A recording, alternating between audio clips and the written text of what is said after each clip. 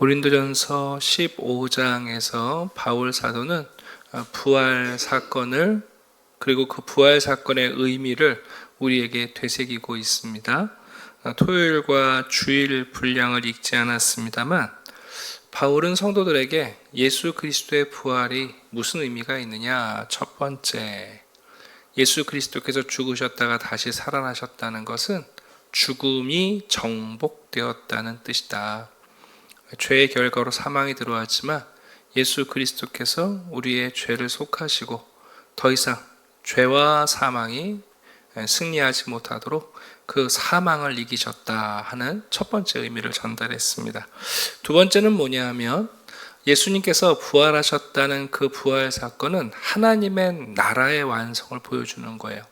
하나님의 나라는 더 이상 죄가 그리고 사망이 장악하지 아니하고 예수 그리스도의 생명과 하나님의 영원성이 부여되는 나라라는 사실을 가르쳐 줍니다. 자, 이제 오늘 본문을 보게 되면 두 가지를 더 이야기해요. 부활 사건은 또한 우리에게 소망의 이유가 된다. 부활이 없다면 그저 이 땅에서 길어야 100년을 사는 게 전부라면 우리에게 무슨 소망이 남아있겠느냐. 그리고 한 가지 더 얘기하죠. 바울 사도와 사도들이 왜 자기 희생적 사역을 하고 있느냐. 그렇게 자기를 날마다 죽음에 내어모는 삶을 살아낼 수 있는 그 근거, 그 삶의 윤리적 근거가 바로 부활 때문이다 하고 우리에게 두 가지를 오늘 더 말씀합니다. 좀 볼까요? 29절 보시게 되면 처음에 좀 낯선 이야기가 나와요. 이 부분을 흔히 신약의 난해 구절 중에 하나로 우리가 소개를 하는데 죽은 자들을 위하여 세례를 받는 사람들이 있었다는 거예요. 좀 생소하시죠? 이미 죽은 사람들을 위해서 살아있는 가족들이 세례를 받는 그런 사건이 있었던 것처럼 들려요. 그러니까 이제 여기서 왜 바울이 이 이야기를 하느냐? 죽은 자들을 위하여 살아있는 가족들이 세례를 받는 게 온당하다, 옳다, 교리적인 이야기를 하려는 게 아니라 고린도 교회 어떤 이들은 야, 부활이 어디 있냐. 이제 고린도 지역의 그리스 철학 중에 일부가 뭐냐면 에피쿠로스 학파라는 철학파예요. 우리가 흔히 쾌락주의 그러잖아요. 먹고 마시자 뒤에도 나오죠. 야, 죽음 다음에 뭐가 있느냐. 이 땅에서 우리가 살아있을 때 먹고 마시고 육체가 원하는 대로 살면 되지. 죽으면 끝이야 라고 말을 하는데 정작 그들이 또 사랑하는 가족들이 장례를 당하면 꺼이꺼이 울면서 좋은 데 가라고 그래요. 그리고 심지어 부활을 부정하는 그리스도인들조차도 교인들이 죽은 자의 애틋한 마음을 어떻게 하면 좀 달랠까 그러면서 죽은 자를 위한 세례를 받는 사건까지 있었다는 것을 언급하는 거예요. 이것이 옳다, 이렇게 행하라 그 얘기를 하는 게 아니라 너희들 가운데 모순이 있다는 거예요. 야, 죽으면 그만이지 라고 말하지만 정작 죽음을 맞이하고 나면 무언가 죽음 이후의 삶에 대한 소망을 두려고 한다는 거죠. 요즘은 가정에서 애완동물들을 다 키우시니까 언제부턴가 죽으면 무지개 다리 건넜다고 표현을 하더라고요. 네. 또 안 믿는 사람들, 종교 생활을 안 하는 사람들도 장례식장에 가면 조문하면서 좋은 곳에 가셨을 겁니다. 그래요. 그 좋은 곳이 어딘지는 관심이 없죠. 네. 아니, 영원을 부정하고 죽음 이후의 삶을 여러분 받아들이지 않으면서 사랑을 고백할 때는 또 영원히 사랑한대요. 정직하게 말하면 앞으로 40년 동안 사랑할 거야 이렇게 얘기해야 되는 거 아니에요? 네. 그래서 지금 바울이 얘기하는 게 뭐냐 하면 부활이 왜 우리에게 소망이 되느냐. 죽음 이후에 부활이라는 사건을 알지 못하면 우리는 참된 소망을 발견할 수 없다. 고작 이 땅에서 40년, 50년, 60년, 100년 사는 게 어떻게 우리에게 소망이 되겠느냐? 죽은 자가 다시 산다는 것. 이것을 믿고 바라볼 때 우리에게 큰 소망이 생긴다 하는 것을 지금 반증하는 표현입니다. 30절을 보게 되면 그래서 어찌하여 우리가 언제나 위험을 무릅쓰리요. 왜 우리가 이렇게 생명을 걸고 사역을 하느냐. 고난과 박해를 받고 때로는 매를 맞고 굶주리고 파선을 당하면서 왜 우리가 이렇게 사역하고 있느냐. 바로 그 부활 때문에 자기 희생적 삶을 살고 있다고 우리에게 가르쳐 줍니다. 위험을 무릅쓰는 이유, 매일 죽음을 경험하는 자기 희생적 사역을 하고 있는 바울과 사도들을 언급하면서 여러분 이것이야말로 부활 앞에서 담대한 삶이라고 얘기하는 거죠. 31절 봅시다. 형제들아 내가 그리스도 예수 우리 주 안에서 가진 바 너희에 대한 나의 자랑. 그래서 이 희생적인 사역이 사도 바울과 사도들의 영적 자랑이라는 거죠. 그러면서 담대하게 이렇게 외칩니다. 나는 날마다 죽노라. 원래 원어에 보시면 나는 날마다 죽노라 라는 말이 가장 먼저 나와요. 나는 날마다 죽노라. 이것이 바로 우리의 자랑이다. 그러나 이 날마다 죽는 죽음의 삶이 결코 헛되지 않은 것은 부활이 있기 때문이다. 그러니까 여러분 우리 성도들이 1년에 한 번, 2년에 한 번 건강검진 받잖아요. 얼마나 건강 염려증들이 많은지. 몸이 조금만 아파도 MRI 찍자고 하시는 환자들도 많아요. 근데 여러분, 제가 전에 마태복음 설교하면서 말씀을 드린 것 같은데 세금 논쟁과 부활 논쟁이 맞붙어 있어요. 언뜻 생각하면 세금 논쟁은 정치적인 논쟁인 것 같고 부활 논쟁이 종교적인 논쟁인 것처럼 보이잖아요. 그런데 예수님께서는 그 질문을 거꾸로 적용하세요.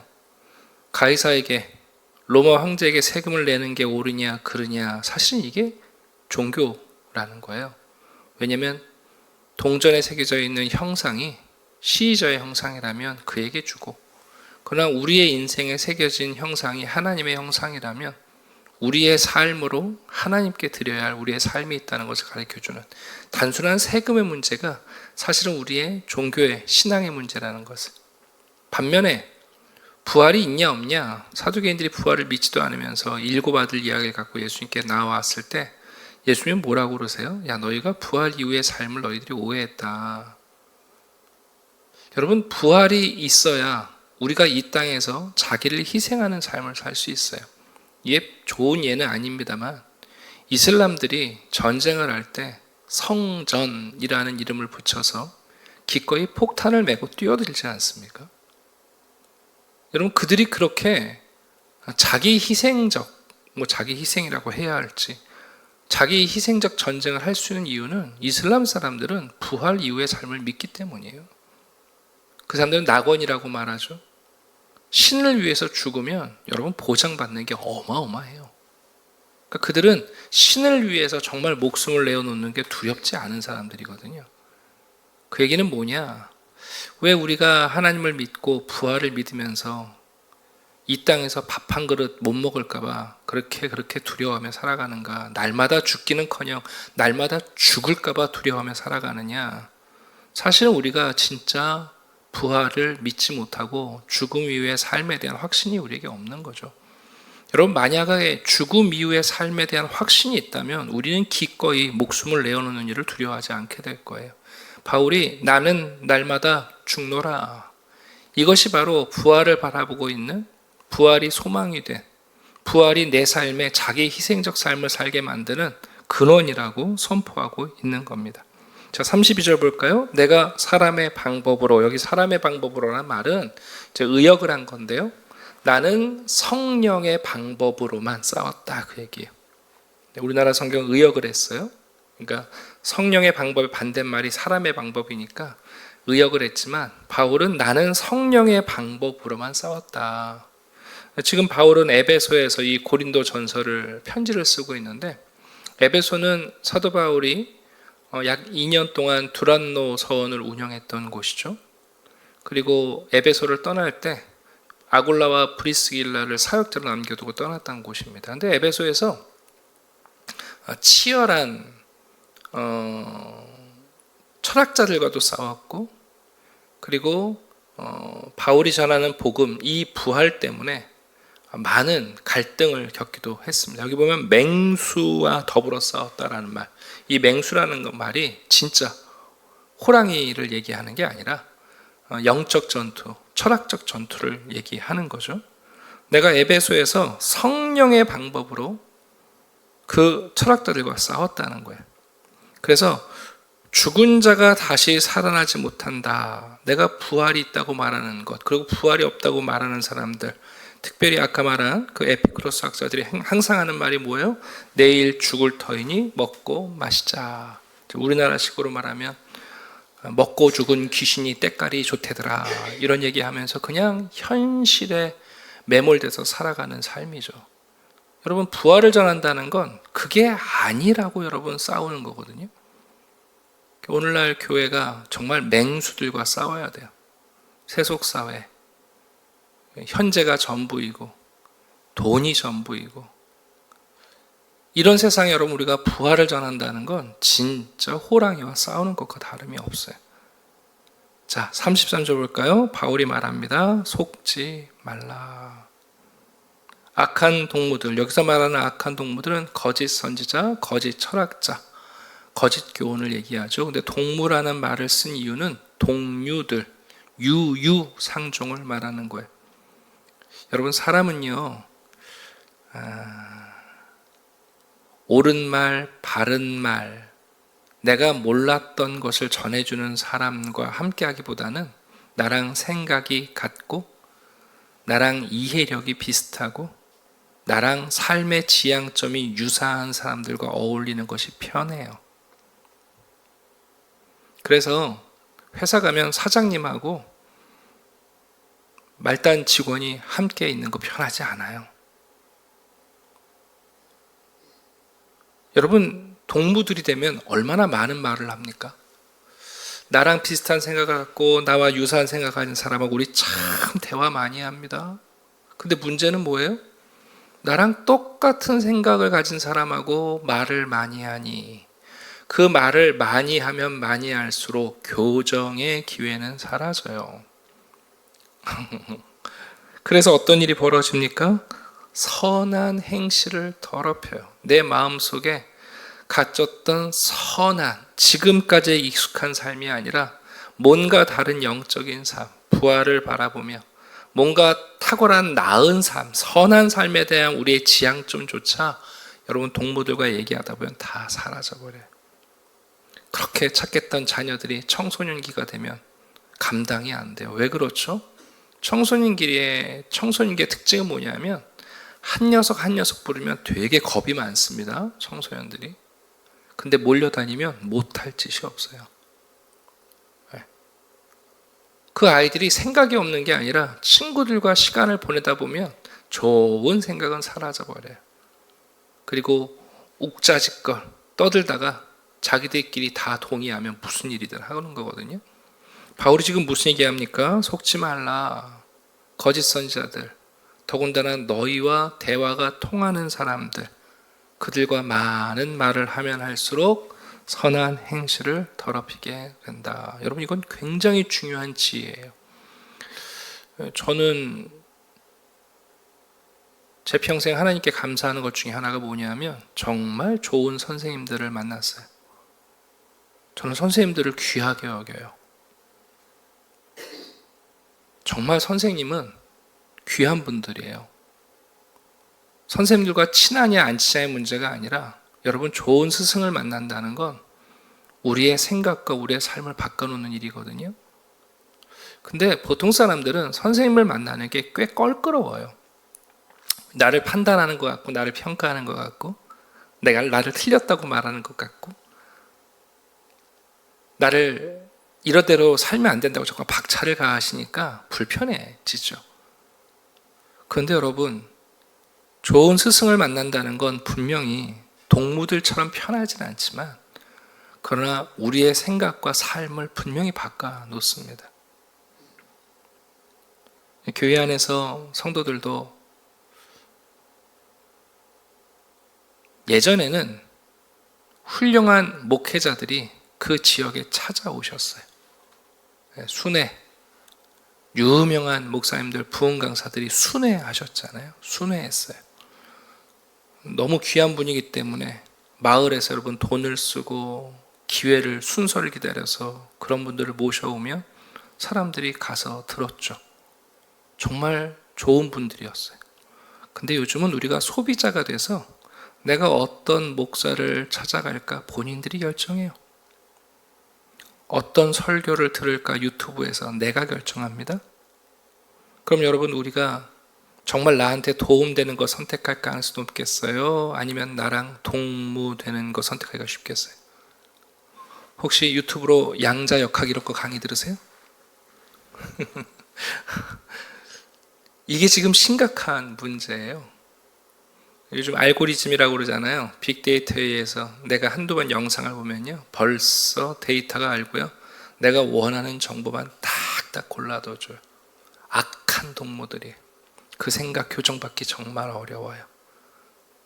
지금 바울이 부활의 이야기를 하면서 에베소나 고린도 교회가 당시 에피쿠로스 학파들, 쾌락주의자들이 여러분 만연했거든요. 그러니 교인들이 하나님을 섬기고 부활을 믿는다고 말하는데 일주일 내내 만나는 사람들은 누구예요? 쾌락주의자들이. 부어라, 마셔라, 내일은 없다. 그러다 보니 여러분, 가졌던 선한 생각들마저도 다 어디론가 사라져버려요 이제. 네. 자, 34절입니다. 깨어 의를 행하라. 이 말도 의역을 하신 건데 원래 의미는 정신 차려라, 그 말이에요. 의를 행하라는 개념이 있는 게 아니라 깨어라, 정신 차려라, 정신 차려라 하고 말하는 겁니다. 심지어 바울은 뭐라고 그래요? 죄를 짓지 말라 그래요. 왜냐하면 악한 동물들과 어울려서 여러분, 선한 행실이 사라지는 순간 우리에게 남아있는 것은 뭐냐 하면 죄, 악만 남을 가능성이 높아요. 어제도 우리가 주일날 말씀 들었잖아요. 무엇을 하면 부정하냐, 무엇을 하면 깨끗하냐. 아니, 우리 모든 사람들이 이미 부정하다는 사실, 그거를 받아들이지 않으면 우리가 제자리에 머물게 됩니다. 우매한 자, 예수님이 말씀하셨는데 그 이야기가 또 나와요. 하나님을 알지 못하는 자가 있기로. 이 얘기는 하나님에게 관심이 없는 사람들이에요. 참 이상해요. 우리가 신앙생활하면서 하나님에게 관심이 없어요. 아니, 우리가 정말 알아야 하는 분이 누구예요? 하나님 아니에요? 네. 호세아가 뭐라고 말합니까? 너희는 여호와를 알라 말씀하잖아요. 그분을 아는 것, 그분을 기뻐하는 게 우리의 힘이고 우리의 생명인데 하나님에 대해서 관심이 없어요. 여러분, 하나님에 대해서 관심이 없다는 건 이미 그가 세속적 삶에 안주하고 있다는 뜻입니다. 이렇게 말씀합니다. 내가 너희를 부끄럽게 하기 위하여 내가 진짜 말한다. 너희들 가운데 하나님에게 관심이 없는 자들 부끄러워해라. 너희들이 악한 동무에게 어울려서 변질된 게 아니라 너희들이 누군가의 악한 동무가 되고 있다고 지금 말씀하고 있는 거예요. 여러분, 우리는 세상에서 또 교회 안에 있는 우리의 친구들과 정말 좋은 친구입니까? 아니면 나도 모르는 사이에 악한 동무입니까? 참 이상해요. 안 좋은 것들은 어쩜 그렇게 똑같이 이구동성으로 말을 하는지. 그러니까 한 사람이 말하고 또 한 사람이 다른 이야기를 하면 우리가 고민이란 걸 할 텐데 그 이야기를 만나는 사람마다 해대니 그게 진리가 되어버리잖아요. 바울이 우리에게 말합니다. 첫 번째, 부활은 우리의 소망이다. 오죽하면 너희들 내일 죽을 터이니 먹고 마시자 하면서 왜 죽은 자를 위해서 염려하며 세례를 받으려고 하느냐. 너희들 그 모순 아니냐. 죽음 이후의 삶에 대한 소망이 없다면, 부활에 대한 소망이 없다면 우리가 어떻게 소망을 바라볼 수 있겠느냐. 그 부활이 있기 때문에 우리는 자기 희생적 삶을 살아간다. 매년 건강검진 받는 게 중요한 게 아니라 우리 그리스도인들은 매일 날마다 우리의 죽음을 상기하는 것이 귀한 일이에요. 여러분, 성숙하신 분들은요 반드시 죽음을 생각하고 살아요. 미숙한 어린아이들일수록 죽음을 생각하지 않아요. 재수 없다고 그러죠. 죽음 얘기 아니요. 죽음은 생각하면 생각할수록 죽음이 있기 때문에 현재의 삶의 의미와 가치가 발견되어져 가요.